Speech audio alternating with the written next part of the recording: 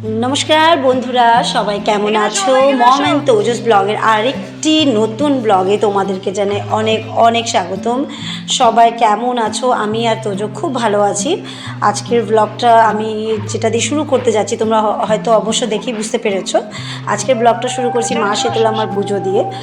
আমাদের বাড়িতে এখন চলছে ওই যারা পুজো করে তাদের কিছু দল আমাদের এখানে বাইরে মানে বাড়িতে বাড়িতে বেরিয়ে তেল সিঁদুর পাখার হাওয়া এসব করে। তো সেটাই হচ্ছে, দেখতেই পাচ্ছ তোমরা ভিডিওতে। আমাদের বাড়িতেও তারা এসেছেন তেল সিঁদুর দিতে। তো আমার কাছে শীতলা পুজোটা খুব খুব খুব মানে ছোটোবেলার থেকেই হচ্ছে সব থেকে আনন্দ লাগতো। কারণ এই পুজোটাতে আমাদের বানাহাটে 7-8 দিনের পুজো হয়, কীর্তন হয়। আর সবাই যত বাইরে বাইরে সবার যাদের বিয়ে হয়েছে তারাও আমাদের এখানে নিজের বাড়িতে চলে আসে এই পুজোটার সময়। অনেকটা একটা বেশ দুর্গাপূজা মনে হয় আমাদের সবার। মন্দিরে খুব ভিড়, তোমরা দেখতেই পারবো আমার ভিডিওতে। তো এখন এই আমাদের পাখার হাওয়া দেওয়া হচ্ছে শান্তি শান্তি শান্তি হওয়ার জন্য, যাতে সব কিছু শান্তি থাকে। মা শীতলা আমার আশীর্বাদে সব যেন ভালো থাকে, আমার ছেলেও যেন খুব ভালো থাকে, আমার বন্ধুরা যারা আমার ইউটিউবে, আমার ফ্যামিলি, আমার বন্ধু সবাই যেন খুব খুব খুব ভালো থাকে। তো এখন ওনারা এই সব সকালবেলা থেকে বেরিয়ে গেছে, আমরাও এখন পুজোতে যাব। পুজোতে যাওয়ার জন্য তাড়াতাড়ি সব কাজকর্ম সেরে রেডি হয়ে যাব।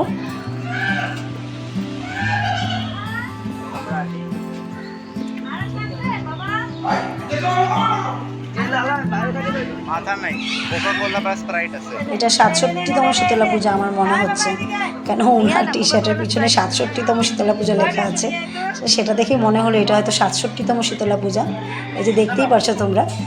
তো রাত হয়ে গেছে, সেই তখনের পরে আর পুজোর মন্দিরে যেতেই পারিনি, কারণ অনেকটাই কাজ ছিল বাড়িতে। তো ঘুমিয়ে গেছিলো, আমি এই জন্য আর বেরোতে পারিনি। এখন বেরোলাম রাত্রিবেলায়। রাত বলতে কি, তাও অনেকটা রাত হয়ে গেছিলো। একবার আমার বোনরা এসে যে ভোগ হয় সেটা নিয়ে গেছিলো। তো আমার যে কাজটা ছিল, আমার কাজটা শেষ করে আমরা রাত্রে বেরিয়েছি, কারণ পরের দিন আমি বাড়ি চলে আসব। আজকে রাতটাই আমার কাছে ছিল পুজো ঘোরানোর জন্য।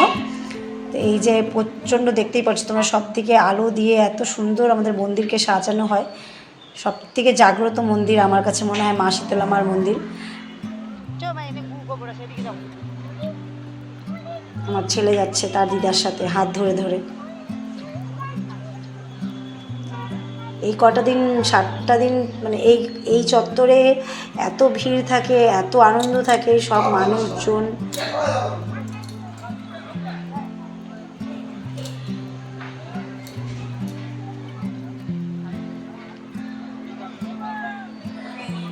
সবাই মনে বাড়ি চলে যাচ্ছে, আর আমরা এখন এসেছি মার এখানে।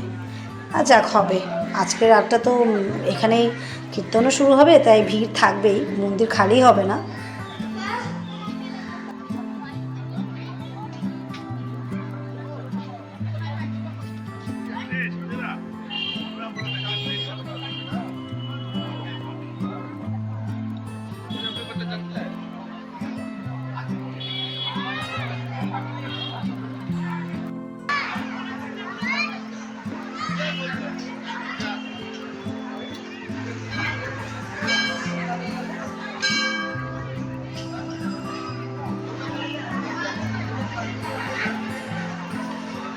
এই যে আমাদের মন্দিরের ভিতরটা এখন সাজানো হচ্ছে। আর মার পূজা হয়ে ভোগ টোগ নেওয়া হয়ে গেছে, সবাই ভোগ নিয়ে চলে গেছে। এই যে আমার মা, জয় মা শীতলা। সবাই আমার এখান থেকে প্রণাম করে নিও। মা খুব জাগ্রত, সত্যি মন দিয়ে চাইলে মার কাছে মা কখনো ফেরায় না। আমি নিজে অনেক প্রমাণ পেয়েছি, মা শীতলা খুব জাগ্রত। তো তোমরা যারা যারা মনস্কামনা আছে, মাকে এক মন দিয়ে বলো, মা নিশ্চয়ই তোমাদের মনস্কামনা পূর্ণ করবে। আর আমাদের এখানে শুধু শীতলা মার মন্দির না, আমাদের এখানে রাধাকৃষ্ণ, বাবা ভোলেনাথ, 3 জনেরই মন্দির আছে। আজকে স্পেশালি মা শীতলা মার পূজা হচ্ছে। চৈত্র মাসে মা শীতলারই পূজা হয়, আশা করি সব জায়গায় পূজা হচ্ছে।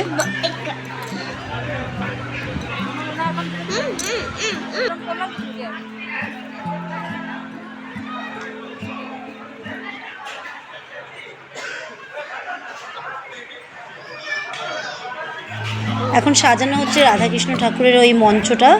আজকে ভোর থেকে যেটা আমাদের কীর্তন শুরু হয়ে যাবে।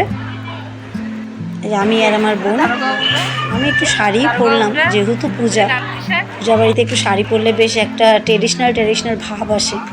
তো এই দেখতেই পারছো তোমরা একদম মোটামুটি রেডি হয়ে গেছে, আর খিচুড়ির লাইনও প্রায় খালি, এতক্ষণ অনেক ভিড় ছিল এখানে।